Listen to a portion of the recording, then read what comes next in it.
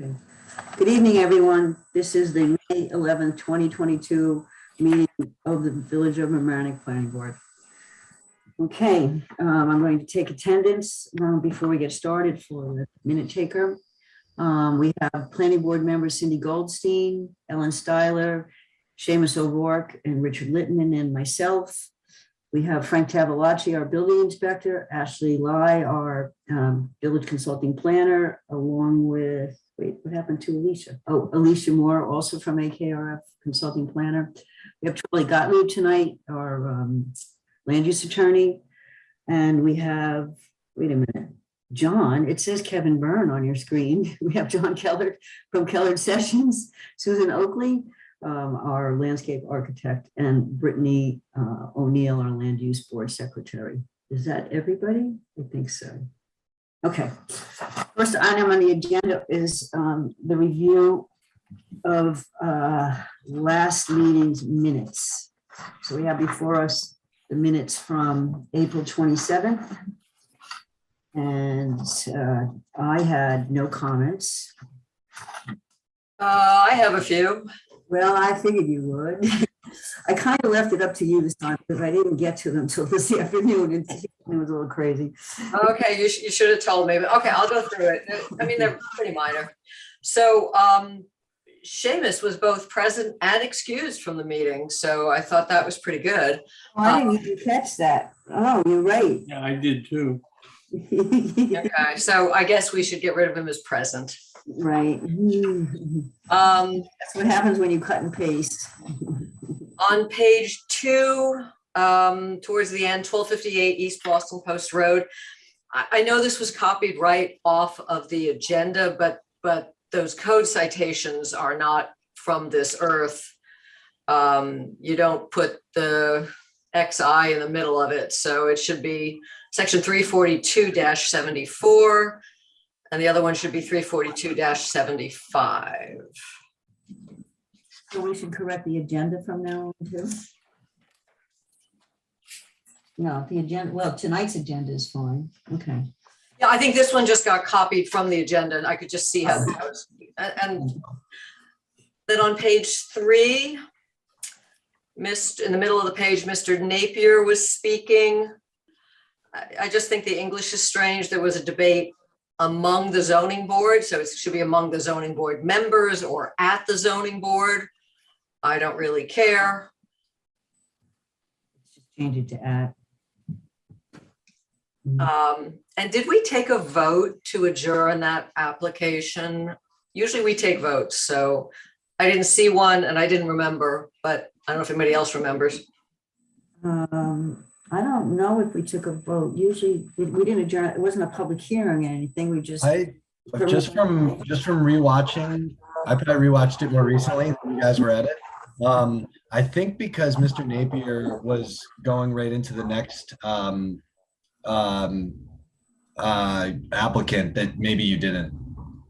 Okay, that's fine. It wouldn't have been an important vote anyway. I mean, the result was recorded. Item 3A, I think we have the same sort of weird code section reference.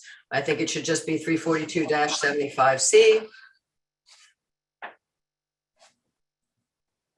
Then on page 4, the second bullet under Meredith Juliana's commentary, it's either somebody named Holly or we should say Holly bushes or Holly trees. I don't know if they're bushes or trees. Susan, maybe you can tell me. Holly might be bushes, Holly bush. Although they I think that probably referred to the line of trees, shrubs along adjacent to the street, parallel to the street. So it should be trees. Yes. Okay.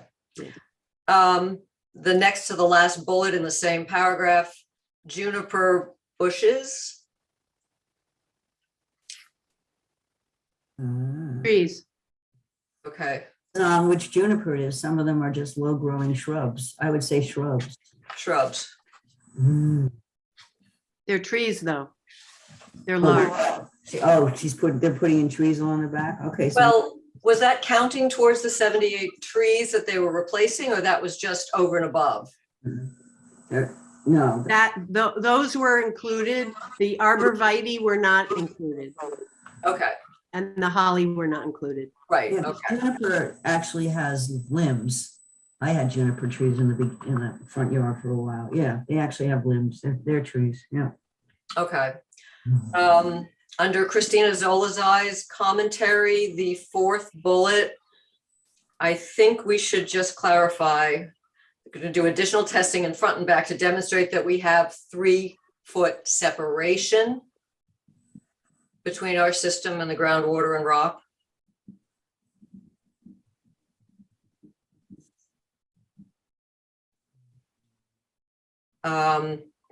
The next section, the next sentence that starts, Chair Sable noted a signed survey hasn't been submitted. But given the nature of the site, the planning, I would insert, the planning board could determine a signed survey isn't necessary. And then it went on.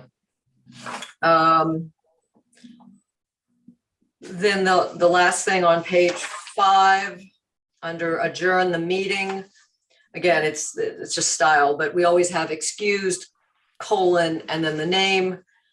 This one had Mr. O'Rourke excused. I would just be consistent, say excused, colon, Mr. O'Rourke. Right above that, it's in that format, yeah, okay. That's all I had. You did a great job. You did enough for all of us. Thank you. Okay, do I have a motion to approve the minutes as amended? So moved. Do I have a second? Second. Okay.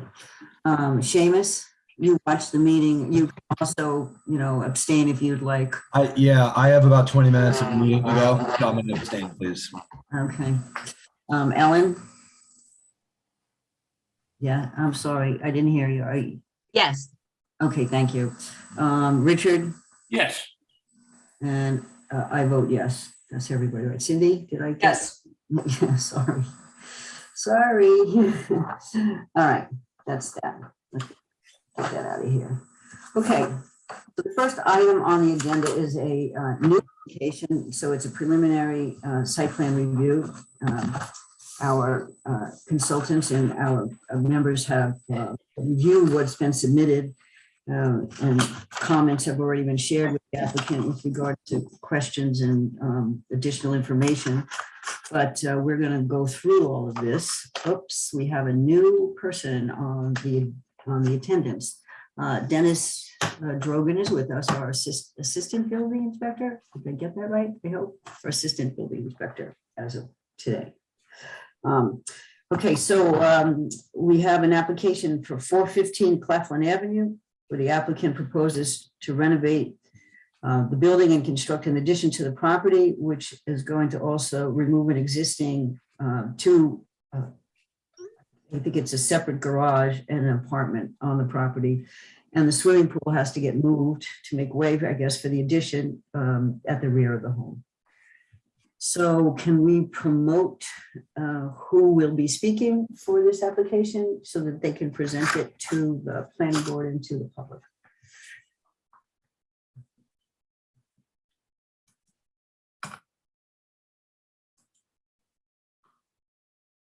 Unmute. Hi. Am I on? Yes, you're on. Hi, Liam Winters, representing Vic and Caitlin Yadov at 415 Claflin. Let me set my screen up here properly.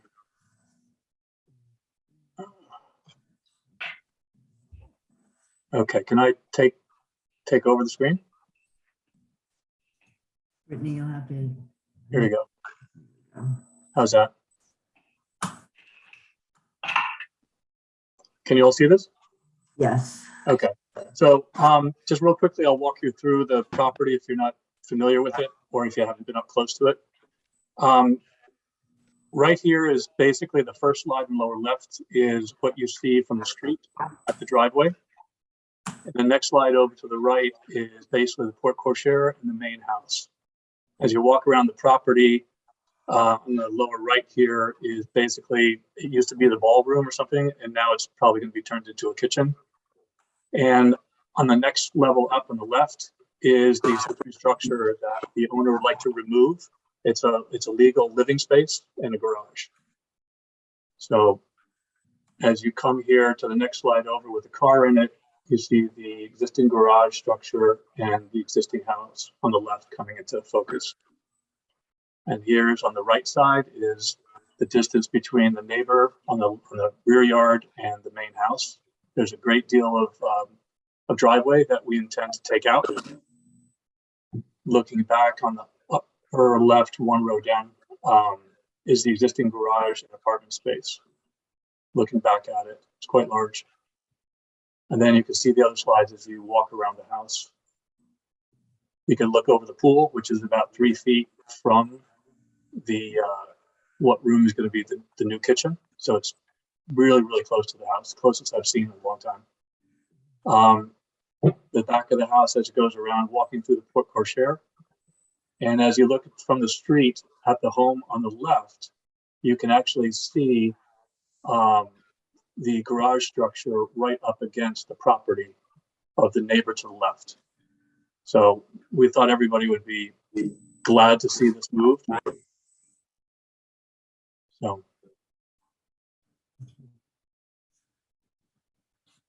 you go to the site plan, you can see the existing site plan in the upper left is the garage with all this macadam space all the way throughout to the front yard. And there's 2 driveways there. They split off in the front right. So what we'd like to do is the lower left, consolidate the accessory structure with the main house, move the pool a little bit away from the house, keep it centered in the back of the new kitchen, and put the garage to the front and put another driveway access to the street so that people can easily get in and out of the property. Backing in and out is very difficult there. So we go through the elevation. I'll show you the plans. This area right here, it's not filled in, is the existing footprint of the house. The rest of this is all that we're filling in.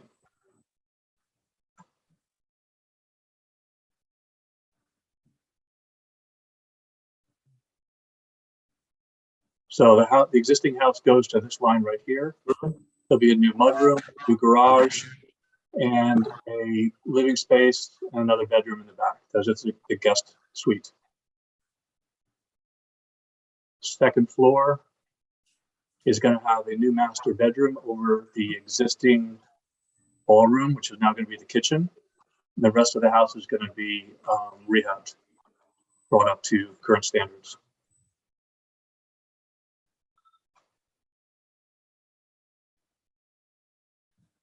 There we go. Sorry. And then the third floor, we're going to leave alone. Basically just HVAC work. So the existing structure, the elevations are very straightforward here. The one on the top is the backyard. The one on the bottom is the front view.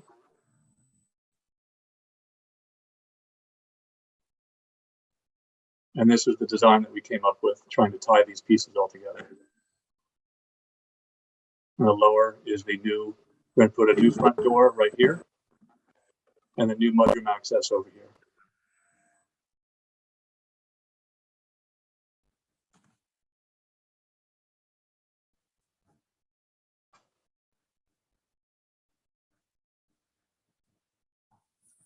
The bottom here, this is the right side of the house as you walk up the existing driveway. This area is the kitchen. This is a view basically over the pool, looking at the guest quarters. And this is the side elevation from the garage that's facing the neighbor's house.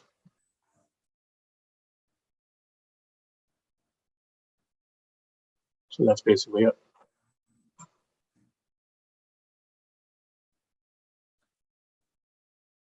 Any questions?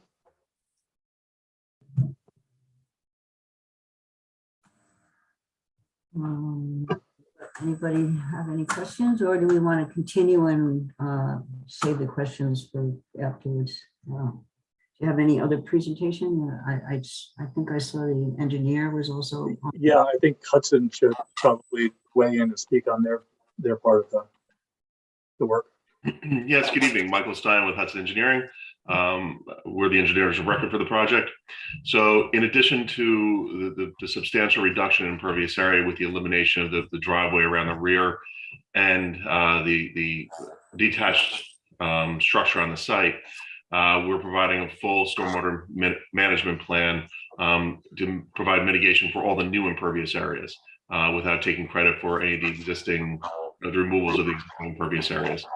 We misunderstood and originally identified the new driveway as being a gravel driveway. However, it is an asphalt driveway. We've provided we've updated our drawings and they weren't completed in time for the submission for this meeting. But we've provided mitigation for all the runoff from the driveway, as well as the pool, patio terrace, and the proposed addition. Okay. And I think you've also submitted a landscape plan. Yes, we did.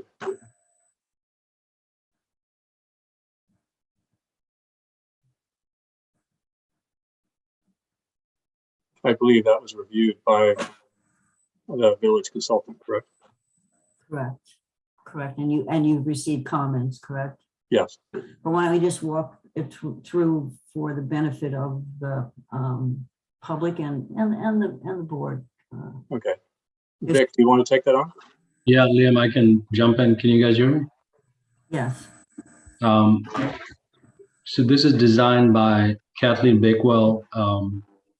She's a licensed landscape designer. She works mostly with native plants, which sort of appeal to us.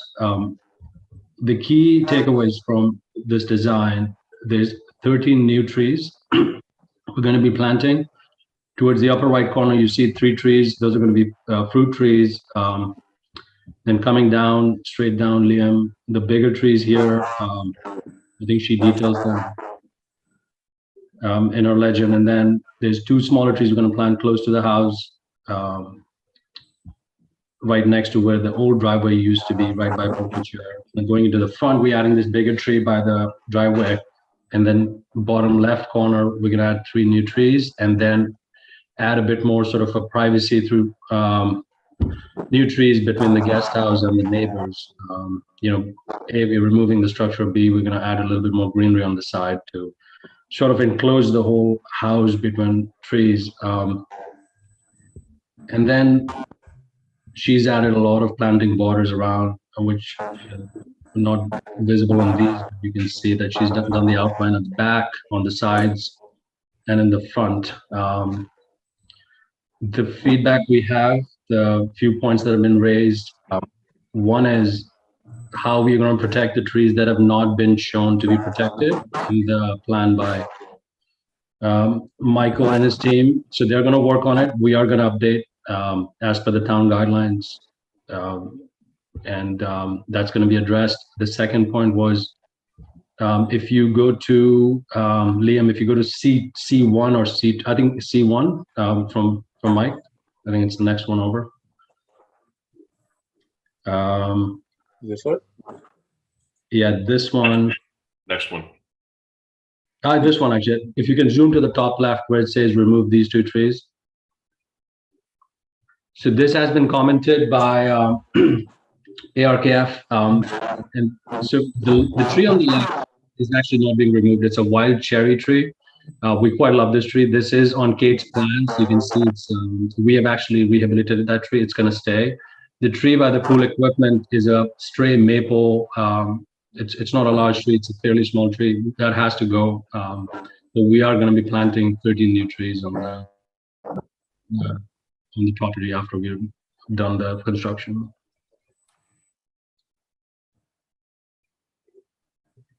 Okay. There's a new law a tree law now in the village of Mamaroneck that because you're removing trees, you'll fall under. If you go to the Village of Mamaroneck website and you click on the code section, the new law hasn't been incorporated into the body of the code, but you'll see a section that says new laws, and you'll see the tree law there, and it will delineate what you need to submit to the planning board with regards to a tree preservation plan for the trees that were there, and a tree replacement schedule where your landscape architect could indicate the size of the trees that are coming down. There's a chart as, you know, as far as, you know, if there's a tree of a certain size, you have to replace it with trees of, you know, 1 tree, 2 trees, or 3 trees, depending on the size. You may or may not have met all the requirements for that, but it should be spelled out very clearly so that it can be reviewed by us. Kathy, I've included that in the memo. That chart. I know you have. I'm just reiterating. Yeah, there is a table at the end of the memo that says if you remove a tree of a certain size, then so many new trees of a certain size that you put in. Right. So we are going to submit we need to read the new tree law and then do a But proper resubmission. if you don't know to go to new laws, you wouldn't know how to find the tree law, the new tree law. So I'm just explaining that if you pull up the code on the website and you just go to the new law section, and Okay. the vendor doesn't incorporate new laws as they're passed. They incorporate them into the code 1 or 2 times a year. I don't really remember. Okay. All right. Anything else, applicant, you want to put forward to us before we go through comments and whatnot from our consultants and from the planning board? I don't think so. Okay. All right. You want to take your screen down then? And, okay. Change my view so I can see you all. Okay. Thank you very much. Ashley, do you want to begin with comments from AKRF? Sure. So one of the first comments is that we noticed that the property is bisected by a tax lot or a tax boundary line. So the village has been investigating whether or not this was ever formally subdivided. I don't know if Charlie can add more to that, but what we may need to consider doing is having the lots merged as part of this application to clean it up, unless we can determine that it was never formally subdivided. And then in terms of the remainder of the project, we did review it for compliance with Chapter 300. Overall, it was compliant. We did have a couple of questions, such as whether or not you're proposing any outside lighting. And if so, we would want to make sure that it's of a residential scale, and we would like to see the photometrics if they're available. And also where the pool equipment would be located, so that it's sufficiently distant from the property lines. As far as the lighting is concerned, we'll definitely take care of that and show you specs. We have no interest in shining the light out. It's going to be down lighting or up lighting where appropriate only. Vic, where would you be proposing the pool equipment? Yeah, so the pool equipment we are planning to put, if you reimagine the rectangular plot you guys are looking at towards the back left corner, within what's allowed from the offsets. So I think, Mike, you've looked at it a bit. We can place it explicitly to show it again, like where we want it. I don't know if you've shown it. I didn't see it on the plans that were submitted, so just make sure that they're shown on the next submission. Right, they're not on, you're right. And it's appropriately screened for both sight and sound, having had a pool equipment shed put right on my property line. I can tell you right now, it makes noise. And our pool code isn't quite up to date with what people are doing in pools. If you're planning any outdoor in-ground stereo system or music system also, it has to be made sure that it's not obtrusive to the neighbors as well as. We're not going to add any sound, absolutely not. But it so happens that the adjoining two houses have their pools at that corner too. So like the one on the immediate left and the one on the back, they all have the pools somehow, happens to be at the same area. But we'll submit it as per what you've just mentioned. Okay, great. Okay, John, colored sessions, I know you had some comments, and all the comments have been shared with the applicant. You have them all in writing. Yes, we reviewed the site plan. It was well prepared. The applicant is addressing the stormwater mitigation. And there's minor regrading on the site. So our comments were limited to the driveway in the front yard. And as Michael Stein discussed in his presentation, he addressed one of our issues was the stormwater mitigation of the driveway, and Michael commented that he is providing that mitigation at this time. So my only remaining comment was the depth of the back out area by the garage. There were no dimensions on the plan.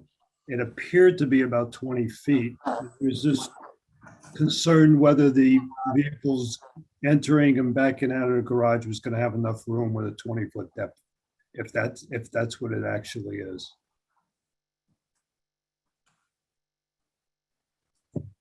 Other than those comments, I have nothing else to say. The plan was well prepared.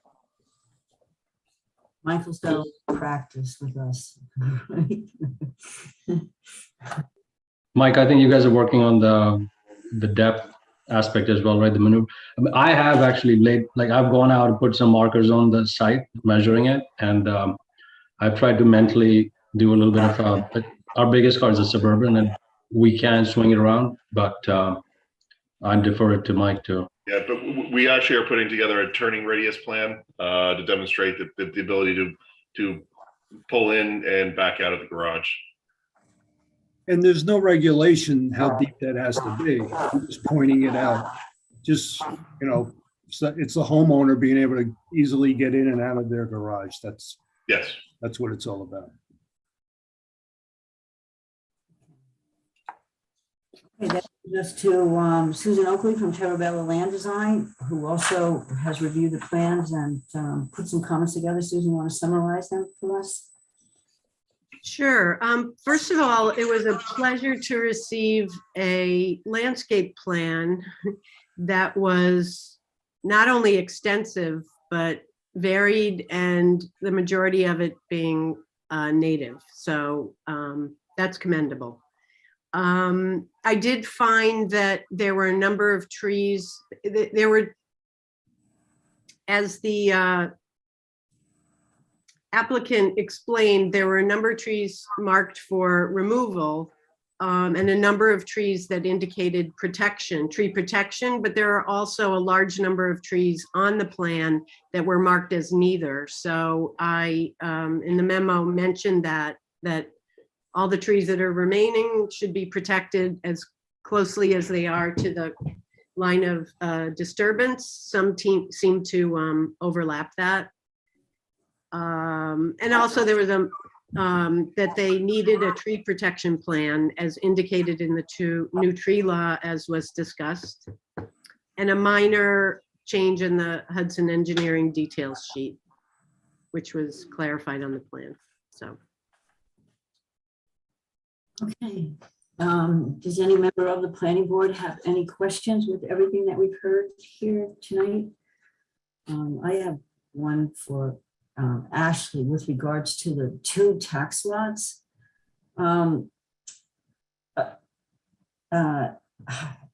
Since we no longer do our own assessments here in the village, that there's a town assessor, we adopt the assessment from the town. Did I read somewhere, or was it clear? I saw a bunch of emails from the assistant village manager on this, that the town does not have it as 2 tax lots. They have it as a single lot, or did I read that wrong? It shows up in the Westchester County GIS as two tax maps, two tax lots. But I guess the historical deeds, it's not as clear. Although I'll defer reading deeds to Charlie. Oh, I don't know, Charlie, did you get a chance to look at that? Yeah, so Ashley's right. It does show up as two tax lots on the GIS system. The deeds show that it doesn't appear as though there was ever a formal subdivision or a merger of this lot. So I think what the applicant should likely do is file a lot consolidation plat, add it as part of this application, and then that can be officially recorded with the county so it can clean up any title issues. Reasonable. Is that a standard template, or we just have a lawyer draft something up and then we add to the package? So if you could provide, we have the historical deeds, the deeds to the property, and then you would just need to file like a lot consolidation plat with the county, and then a consolidation deed with the county. Does the planning board have to do anything? Is this considered a subdivision, consolidating the two lots? So I looked into that today. The subdivision regulations define a subdivision as the division of a lot into two lots or more. So this wouldn't classify as a subdivision. So I think this could be done as part of your current approval, and then file the plat with the county. Okay. All right. I just had a question about stormwater. Is there any rock on the property? Are the Cultex, that's the best way to go, and they're feasible, based on conditions in the field? Yes, we're proposing the stormwater management system. We did a test hole there. We got down to, we excavated to 8 feet deep without encountering ledge rock. At some of the other locations on the site, we got down 36 inches and 48 inches. Therefore, those areas weren't conducive for doing a dry well system. So where we have it located, we have no issues. Okay, thanks. You're welcome.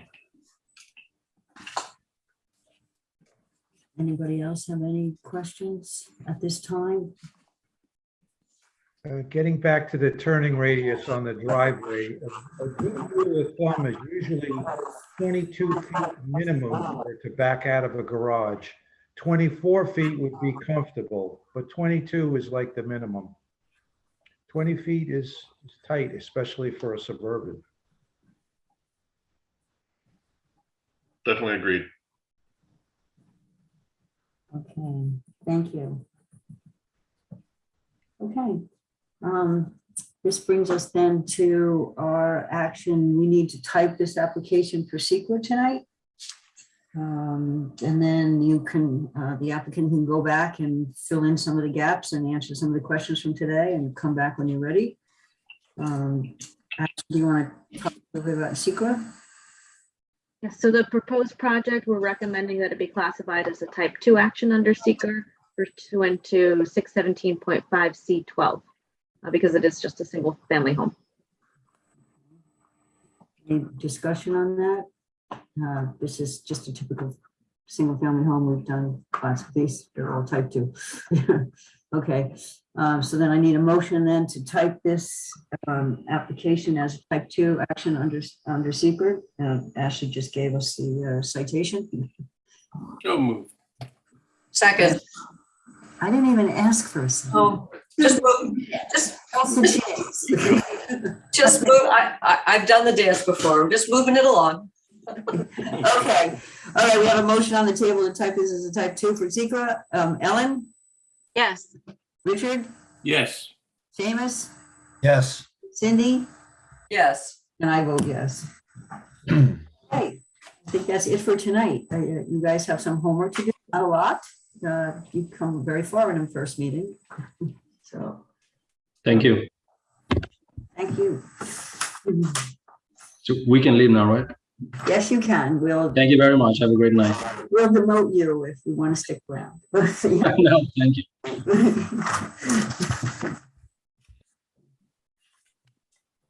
Okay, this brings us to the second application before us tonight, which is continuance of a site plan review for a multi-family building at 572 Van Rance Place. The applicant's been before us a couple of times. We have some additional information to consider tonight. So we have to promote the people who are here for Van Rance Place.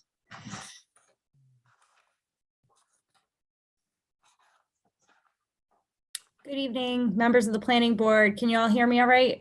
You can. You're here for, I guess you're going to be here anyway. So you're here for your colleague. I'm here for the rest of the meeting. Yes, you are. Okay, Kristen. Good evening, members of the planning board. For the record, Kristen Motel. I'm an attorney with the law firm Cuddy and Fader on behalf of the applicant here.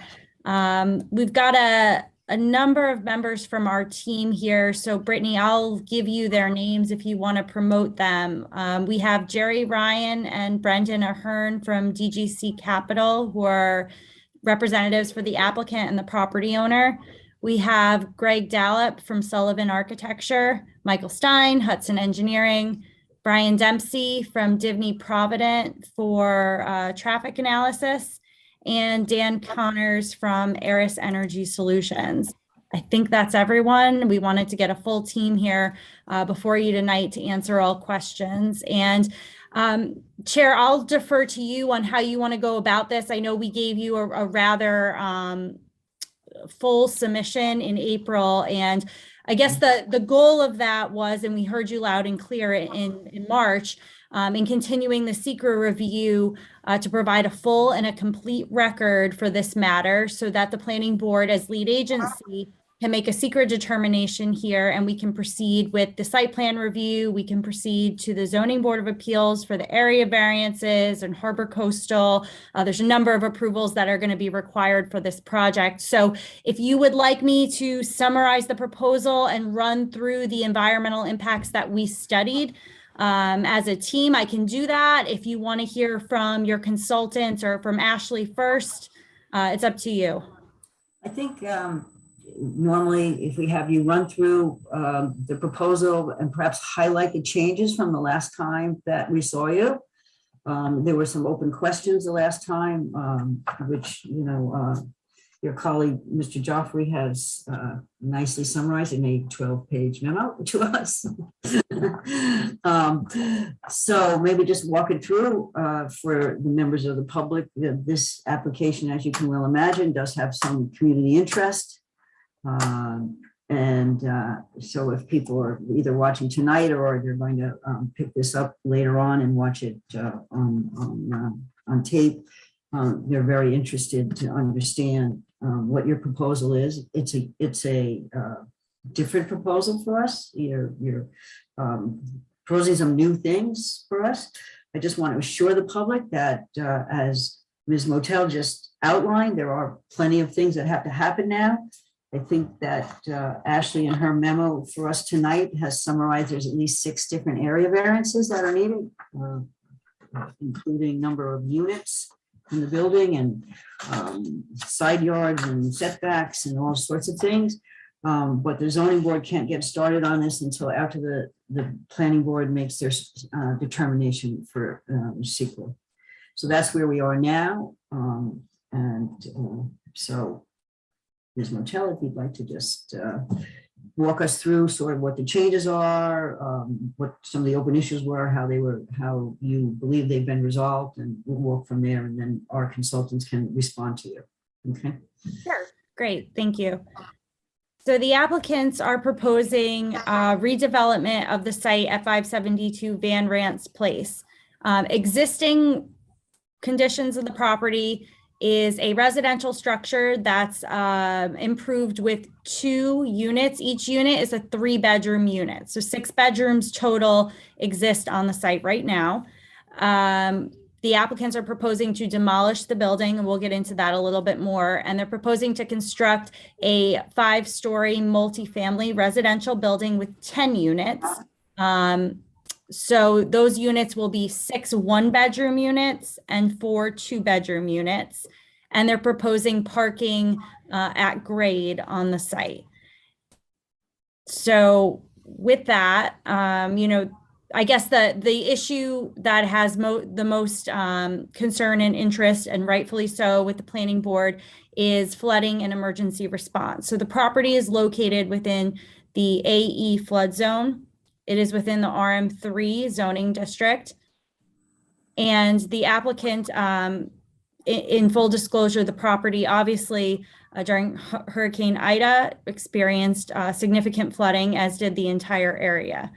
The applicant is well aware of that, and they are looking to increase this overall safety of the site and keeping emergency responders and flooding conditions in mind. So as an outgrowth of our discussions with the planning board, as well as our initial review from the Harbor Coastal Commission, we are proposing a building that is not only sustainable, but completely resilient and flood resilient and climate resilient. And what I mean when I say that, and again, members of our team are here to answer your questions after I'm done giving you a summary. The flood resilient building means that it is equipped with enough hydrogen fuel cell power to continue supplying energy to the building in the event of a power outage. That's through a rooftop fuel cell system that is powered by natural gas. The natural gas questions that came up in March that you all had, there is an existing connection on site. We provided some more detail in our submission, but the long and short of it is that the building will use 50% less natural gas than the current 2 units on site use.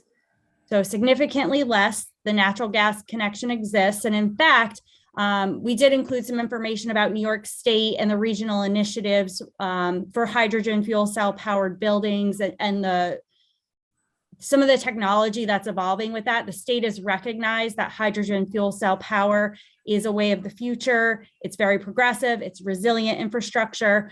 So that is supported by New York State initiative. We provided just some basic facts for you all and for members of the public in that. So the building will be powered off of hydrogen fuel cell system.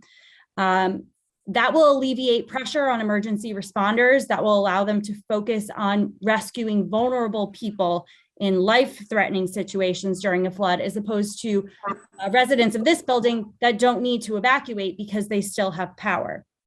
Nevertheless, as an outgrowth of comments from Harbor Coastal and the planning board, we have incorporated an emergency door and a queuing area at the second residential floor of the building to allow for safe evacuation in the event that there are significant floodwaters.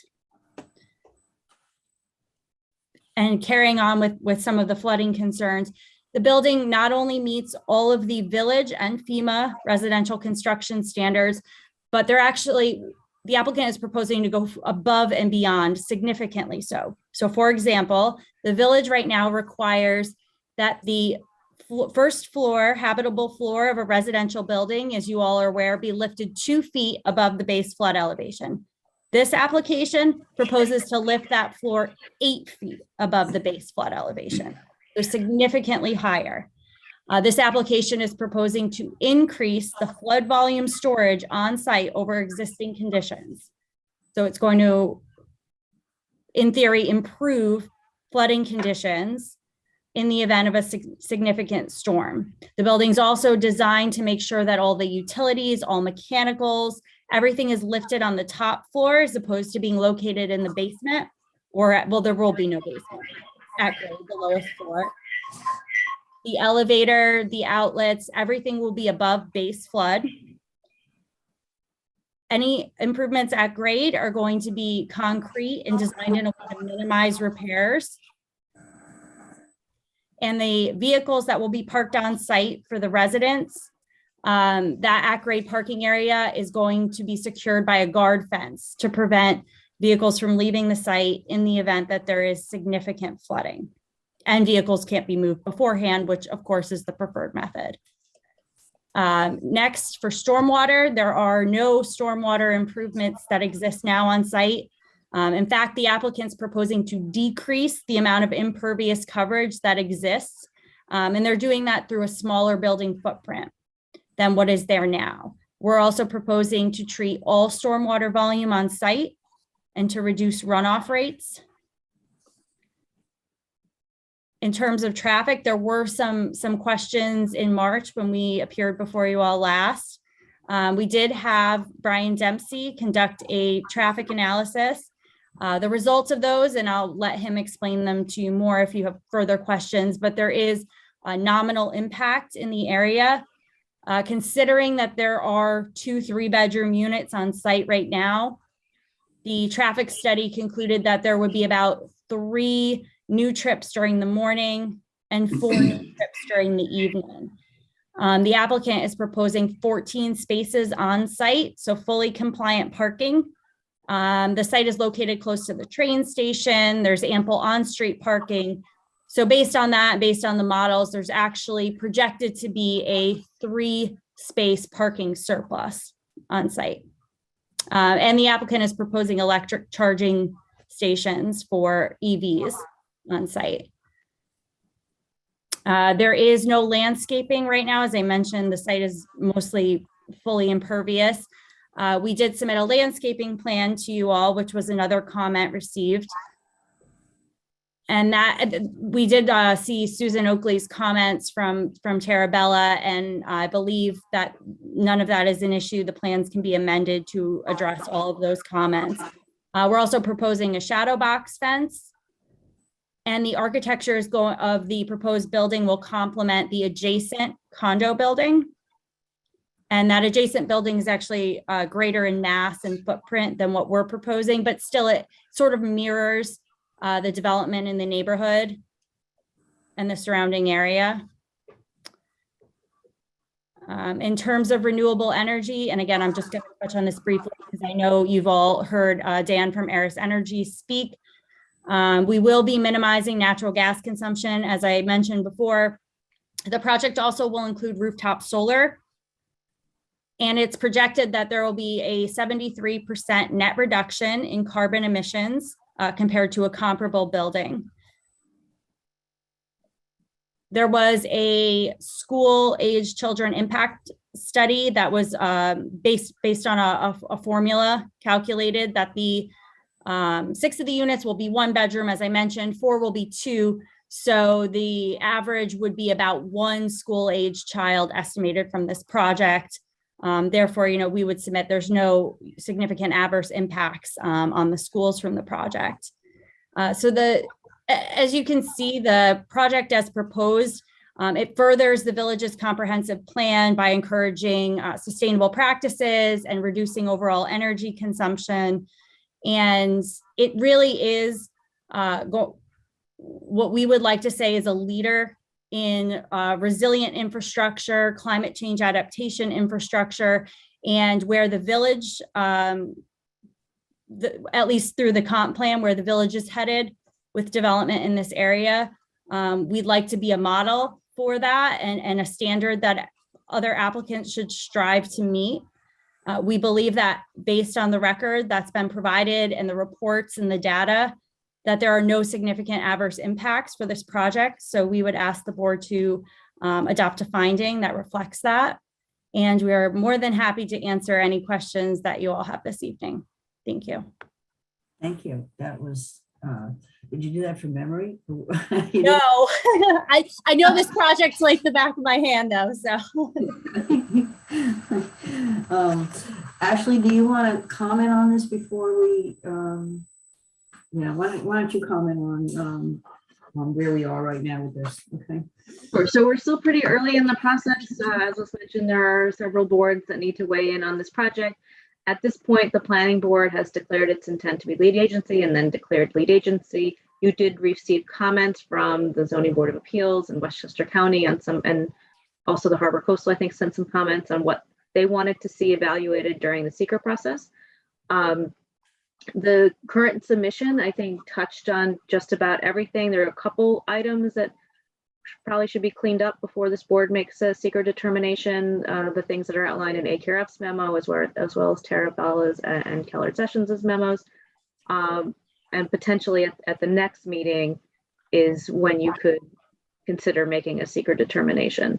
One comment I have on the socioeconomic evaluation that was not in my memo is that it looks like the Rutgers numbers that were used may be the older Rutgers numbers, and I don't think this will change your conclusion, but updating it to be the 2018 who lives in New Jersey housing just would give you a little bit more current ratios. And then just for context for the rest of the board, the Rutgers studies that a lot of the municipalities will rely on, they go back to the 2010 census. So they're a little outdated at this point. So there was an update in 2018 that focused on New Jersey, but because New Jersey is not that different than this part of New York, they can be pretty applicable. Okay, and we also have a new request from Metro North, right? That wants. Sorry. So this request came out last month. It went to all municipalities in Westchester, Putnam, Dutchess, and I think also in Orange, and anywhere where they're served by Metro North Railroad. And basically what the letter said is that they want to be notified of any project subject to seeker that could affect their ridership. This is on the smaller end of what would probably need to go to them, but I think because of its proximity to the train, it would be appropriate to just refer this to them as an interested agency. Okay.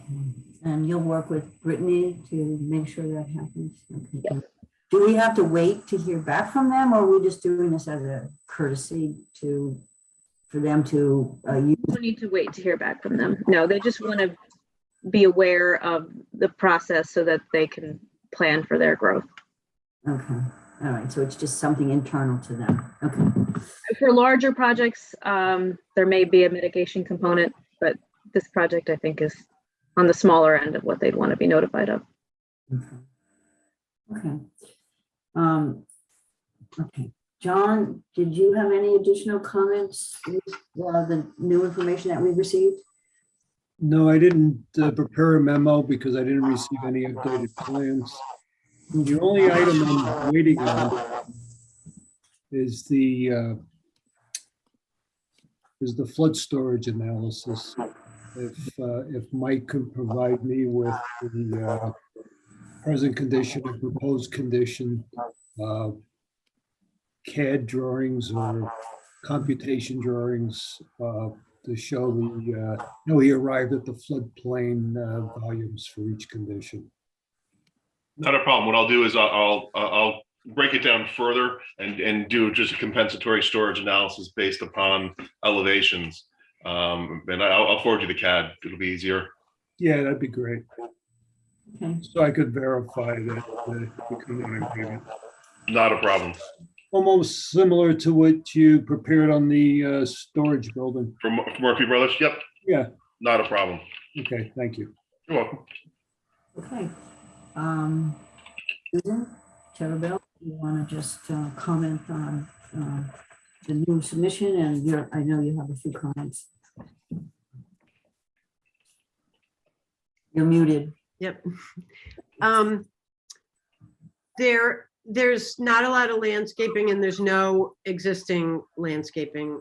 And the plants that will be at street level are native and flood tolerant.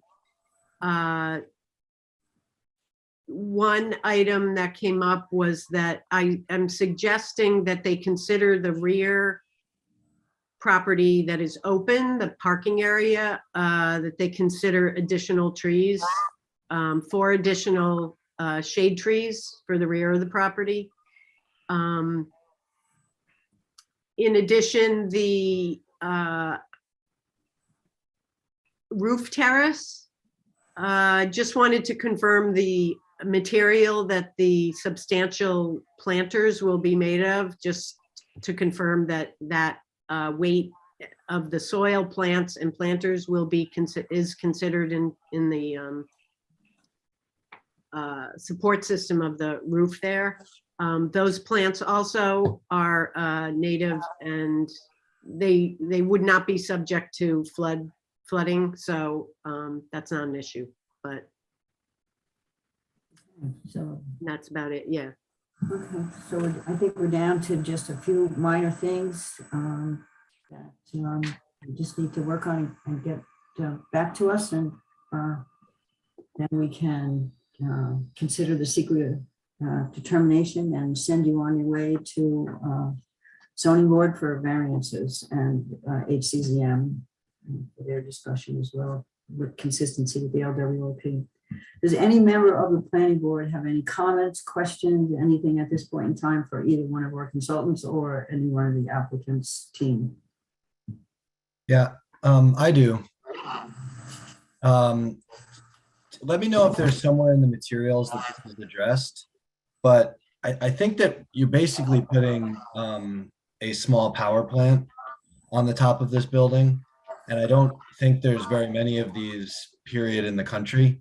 Certainly not in Mamaroneck. I think that's, kind of explicit that this is new and, exciting. So have you addressed like the safety concerns with it? We talked a little bit a couple months ago about the noise and the pollution, which there's some of both. I think we resolved that there's going to be carbon emission right here in downtown Mamaroneck instead of, out at a power plant site. And there's some noise, but, manageable, maybe like a small fan.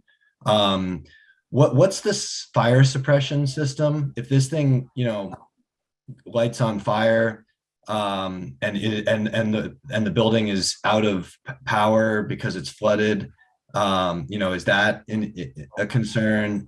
Let me know if that's anywhere, but I think it would be very helpful to instead of just only extolling the benefits of this, which I'm interested in and look compelling to me, but also just to understand the risks and how they're mitigated on putting a system like this in a residential building in a real, kind of dense area, and an area that's going to periodically, I think we all would admit, be flooded.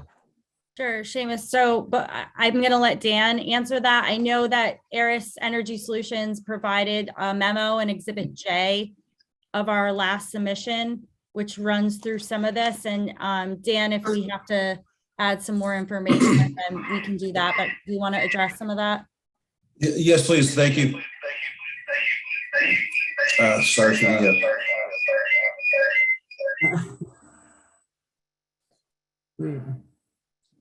Let me see if. Yeah.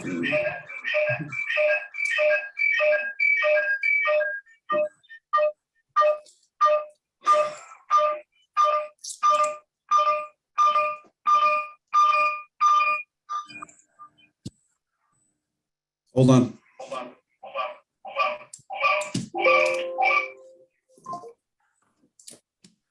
Can you hear me now? Yes. Yes. My apologies, but don't we all hate that? Good evening, everyone. Thank you for your question.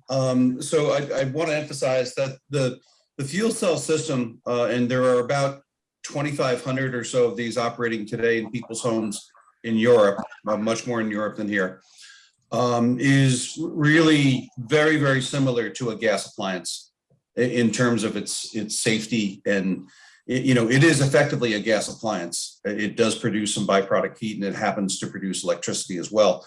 But there's no fuel storage in it. It's the continuous flow of the natural gas into it. So you don't have a propane tank. You don't have a fuel tank of any sort. So it's much like a household appliance, a household gas appliance. So and then it's on the roof, right?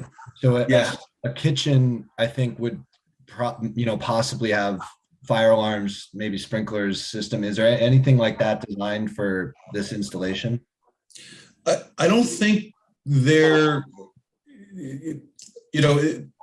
I don't think there traditionally has been any further need for such additional fire suppression and safety in other installations of this product than you would have for, say, a gas boiler or a gas furnace or a gas hot water heater.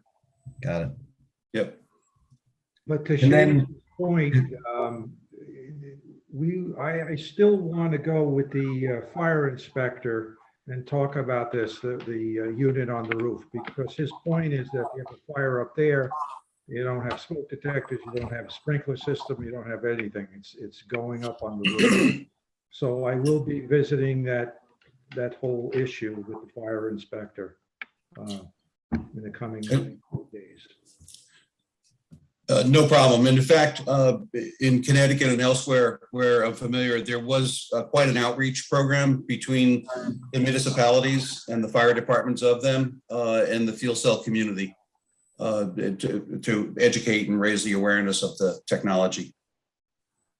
Yeah, and I guess any, materials that the applicant wants to suggest or provide, from fire consultant or follow up from that meeting is helpful, I think, for me to assess something very new. So, and then last question for me, and then I'll just leave it to whether there's anything else that you want to respond to. There is a permitting, I think there's a permitting exercise to be done for interconnection. And I don't know if the village code explicitly or doesn't explicitly cover it, but do you know the timeline for that and just what your thoughts on that process are? It certainly can be a few months. We have achieved a permit, for example, in a household in Long Island with one of these fuel cells through PSE&G Long Island, by way of example. And that process was done with the electrical contractor, much like they would obtain a permit for an interconnect permit for a rooftop solar. So it's a very similar process. The black box, I'll call it, that's between the fuel cell and the grid is fully UL listed for interconnect. And that's key. Hello. Somebody's muting themselves. Yes, thank you, Brittany. And yeah, so that's all. Thank you for that. I guess I just reiterate to Ms. Motel and the crew that any info on safety is helpful on this particular topic as you look at this unique kind of electrical and gas setup of this building. Understood, Seamus. We'll provide some additional materials. And Frank, we did loop Chief Costa into our plans. He's been provided with copies of all of our materials. And I know John Sullivan reached out, had a discussion with him, and then reached back out for comment. And, we're awaiting those comments. So, maybe when you're out there with him, then we can get some feedback from you both. Yeah, the fire inspector and the fire chief are two different people. Okay. Thank you. And there are rooftop fire suppression systems that are used in large buildings and large installations. I don't know if they have them on a smaller scale, but a good friend of mine actually installs them, so I'll ask him. Okay. He's going to be surprised by that question. All right. Anybody have anything else? Do you guys, I think you understand the open issues. There's not that many of them. We can try to wrap this up. I have a couple of, or Ellen, do you have? I'll do mine real quick because you touched on some of them. Yeah, I was wondering what was happening with Chief Costa since that was back in February. Wondering if he had gotten back with a memo or something we, can assemble for the record. Our experience has been that the fire department does not put anything in writing. They'll give you verbal comments, but they don't put things in writing. Well, maybe somebody could memorialize those verbal comments. Otherwise, I don't know what they are. Right. We have this with another project. Yeah. Yeah, but at some point we need their input. I agree with you, but they're volunteers. They don't, who can make them do that? I don't know. No one. Okay. I just want to clear up something, Ms. Motel, you said, I think 14 parking spaces on site. The AKRF memo of May 6th says 12. So I just want to know which number is right. Right. So the project is incorporating 2 stackers to utilize a mechanized stacker system. So there's only 2 proposed. With the stackers, there will be 14 spaces provided. Without, there will be 12. Now, that being said, of course, we're going to provide the ample parking for the residents. But I know that we had looped Frank in there, and maybe Ashley was not aware of the stackers, and that was our mistake, but we are proposing 14. I do remember that conversation, so I wondered if that was it. Yeah. Great.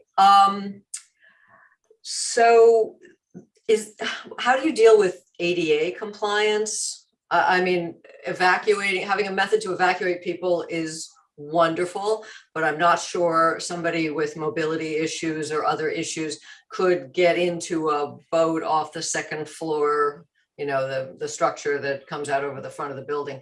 Do you have to do anything with ADA for compliance? Because obviously elevators won't work in an emergency. Well, I'll let Greg maybe better to jump in here, but I can tell you, the building will be fully ADA compliant as required by code for new residential. However, that emergency door that was added here, that's not required by code. That's something that we agree with the village is something that is prudent and forward looking, something we should incorporate. If we didn't have it, which we're not required to, there wouldn't be an issue. We'll certainly take a look at it, but we're not required to have it, and having it is kind of going above and beyond. I'm not sure from a practical standpoint what can be done. I know the queuing platform is a flat area. Greg, I don't know if you have anything else to add about ADA. Can everybody hear me first? Yes. Okay, thanks. From my experience, a lot of times, like if I'm thinking like a fire, you have like an area of refugee or a refugee area where somebody who can't necessarily get down the stairs in the case of a fire would have to wait there for emergency personnel to come rescue them. I figure it would be something similar. That queuing area that we have outside the building would be something like that, but I can't think of a situation where it would be easy to get someone out in that particular situation, actually. Or any other building. Yes. This one's not special in that regard, but like we would, it would be something akin to an area of refuge where you would have a person, waiting for rescue in that situation. Okay. I understand. I think many of us on the planning board and in the community are concerned about people being stranded in the building, not about them drowning, not about them losing property, but emergency, personnel would be very stretched that day. So I'm just trying to figure all that out. And I think there was a suggestion from one of the consultants about an emergency management plan. And I'm wondering if you would be able to warn renters that this flooding happens way too regularly and way too frequently, and I don't think it's going to stop. So, in 8 or 10 years or 15 years, it may have faded from memory that anybody who rents in this building needs to understand when they're told to evacuate or move their car or whatever, that it's serious. So I thought the suggestion of an emergency management plan for the residents was good. And so I just wanted to remind you, if you haven't, looked at any of that yet, of putting it down in a manual of some kind. Yeah, so that's a great point. And the owners and the applicants intend to have an emergency manual. The village, we had inquired with some of the village consultants on whether there was a standard template for that. They said, no, not really. That's something that you all create when you get your project approved and you try to lease the spaces. So, that will be something, and included in that will be a notification system for severe weather, reminders to residents, not just about moving their cars off site, but, the dangers of flooding and the evacuation procedures and emergency procedures for the building. So that is certainly something that will be in place here. That I can tell you the building owners are very, very serious about keeping their residents safe and adequately addressing flooding concerns. So that will all be part of the operational plan for the building. Great, thank you. I just have one more concern, and similar with regards to the emergencies. I'm not sure how many of the evacuations, especially during Ida, actually took place by boat.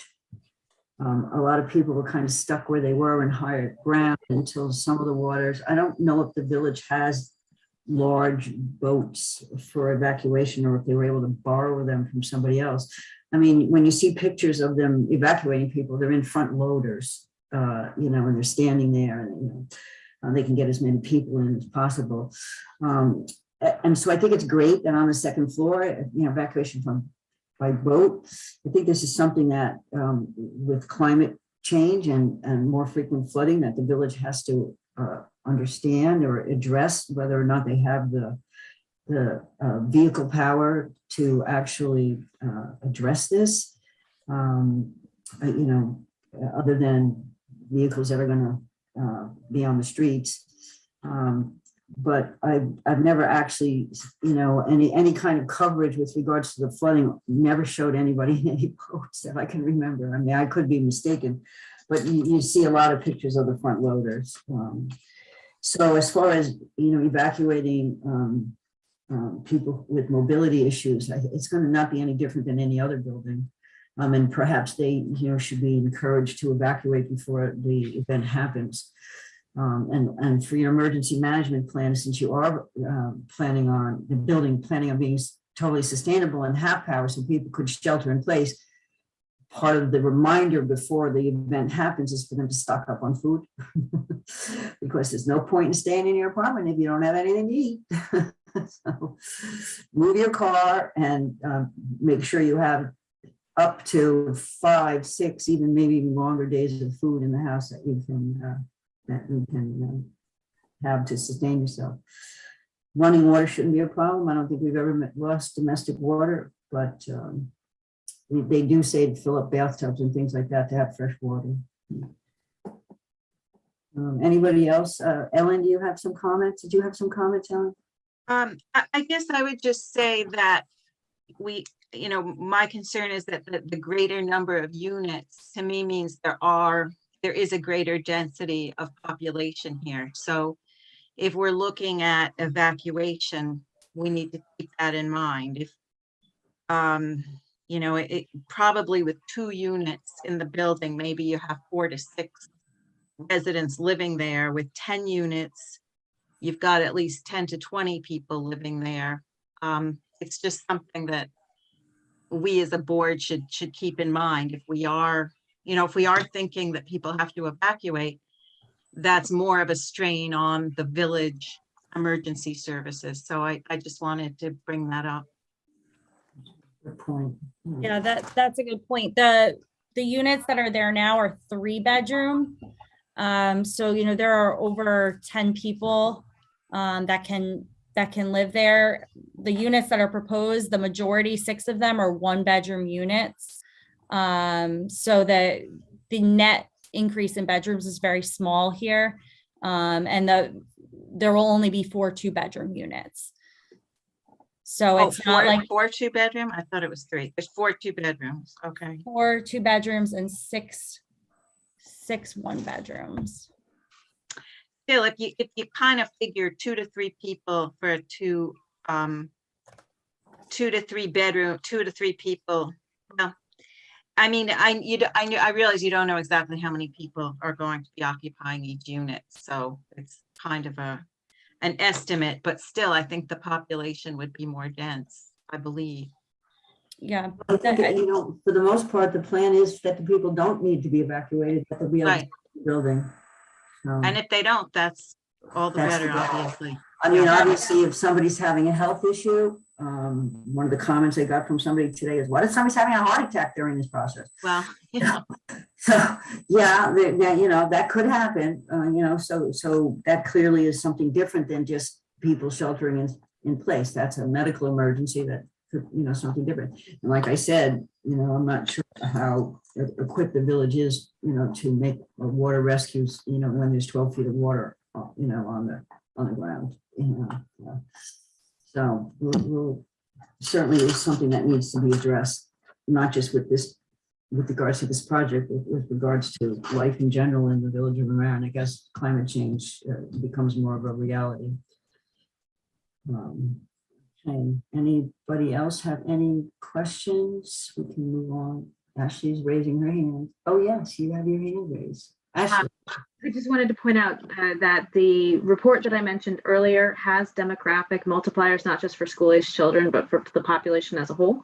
So I recommend that you do analysis of the existing building versus the proposed building in terms of total population as well. Oh, good point.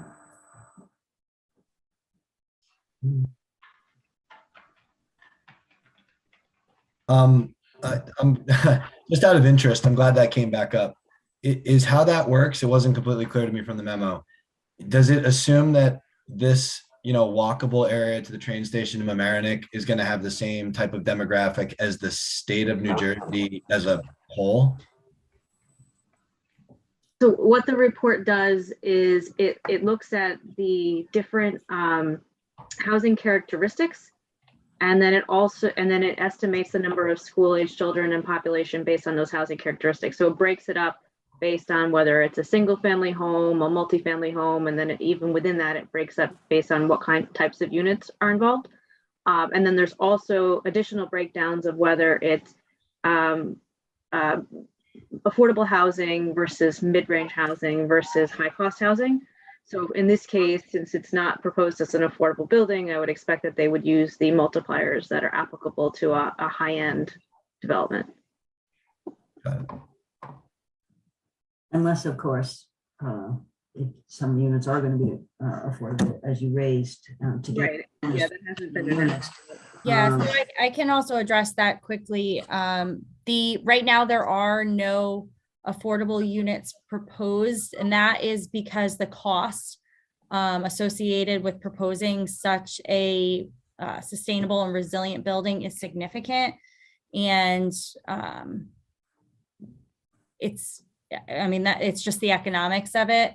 I will say that we're open to taking comments, and the units that are proposed are actually not going to be like luxury units. They're going to be like market rate. So I know that's not affordable per the village's definition, but I think it is worth noting, and it's something that to take into consideration the substantial cost of building a building like this, because it is considerable. Just as long as you're aware that you have more units in the building than the zoning code allows, so you would need a variance for that. Or yes. If you had affordable units, you get a bonus, you can have more units. Correct, yes. Okay. I think the trade-off would be, and this is a conversation for the zoning board certainly, but the sustainability and the resiliency features versus the number of units. So, right. Yeah. That's a conversation for the zoning board. Although we're interested. Okay. Anybody have anything else? We can move on to the next item on the agenda. And then I think we have the village attorney almost ready to join us for the executive session. Getting text messages here. Thank you for your comments. We'll put together some brief materials that address these, and hopefully see you very soon. Thank you. You stick around. I'm gonna be here. Okay, that brings us to the last item on the agenda of the applications. We have the executive session, advice of council session, whatever we call it, afterwards. Okay, so we have a request from the owners of 652 Shore Acres Drive, who got an approval almost a year ago for a project who got delayed, which is not an unusual experience these days, as we all know, listening to the news and watching things going on around our neighborhoods where people's garage doors were plywood for months and months and months.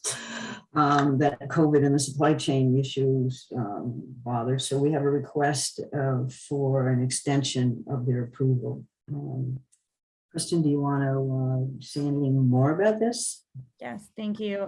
Just again, for the record, Kristen Motel, attorney for Caroline Young and Stephen Trachtenbreit, the owners of 652 Shore Acres. They were actually granted building permits by the village for this, but the way the language reads in the approval resolution, the expiration is associated with commencing construction, and given supply chain issues, we're being overly cautious here. We still have a few weeks before the expiration date, but just given the way the market is, we are requesting an extension to make sure that we are able to get the materials in time to start work. Thank you. Okay, anybody have any comments? Anybody? And Ashley, do you have any comment or anything? I mean, this seems like a pretty straightforward request. Administrative request, no concerns. Is the only reason that hasn't started construction just timing of supplies and supply chain? It's my understanding that it is based on supply chain issues, and I would assume maybe some labor issues associated with the pandemic.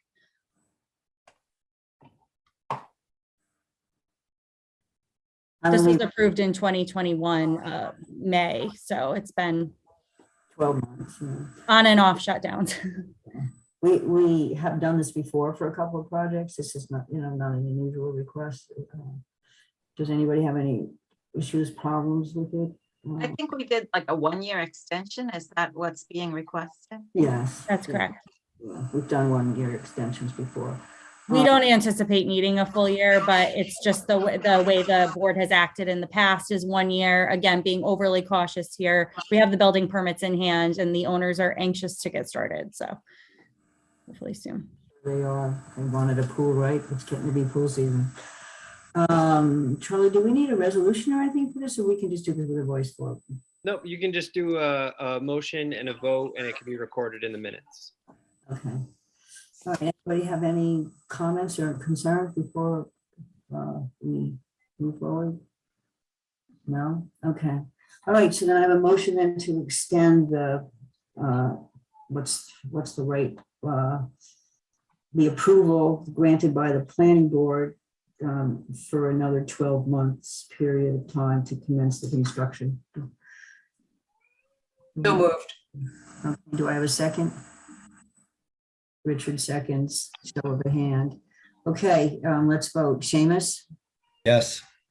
Ellen, Yes. Cindy, Yes. Richard?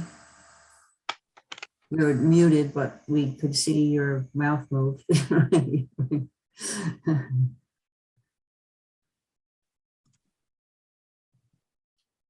I'll vote. Well, That's so strange, just muted itself. I vote yes. yes, I think that there was some help muting it when you stepped away from your screen. We had to mute you. So, all right, that's done. Thank you. Have a good evening, everyone. Okay, thank you. We, members of the board, we're ready, but I'm texting the village attorney to see if he's ready. He gave me a note a short time ago and said he needed he gave me a note 20 minutes ago that said he needed 20 minutes. So hopefully we're on time. And once we go into executive session, then the only people we need to come back to this meeting will be the members of the planning board and Brittany, who has to run the controls. Because we're just going to come back and adjourn the meeting. 5 minutes. Okay, 5 minutes. So we can log out of this meeting, log into the executive session, and I'm going to tell him just to log in. Okay, so first I need a motion to go into executive session, and I don't have the actually advice of council session in the matter of the Hampshire Recreation LLC, I believe it is, the Village of Mamaroneck and Village of Mamaroneck Planning Board to get an update on where we are with the legal proceedings. So So moved. I need a second. Second. All in favor? Voice. Aye. Yes. Aye. Yeah. Okay. So you have another Zoom link to go into the executive session. You have to get out of this and go into that and then come back to this one later. Okay. It was nice to see everyone. Guys, have a good evening. Good evening in that, right? Everyone. Yeah. Well. Thank you. Good night. Good night.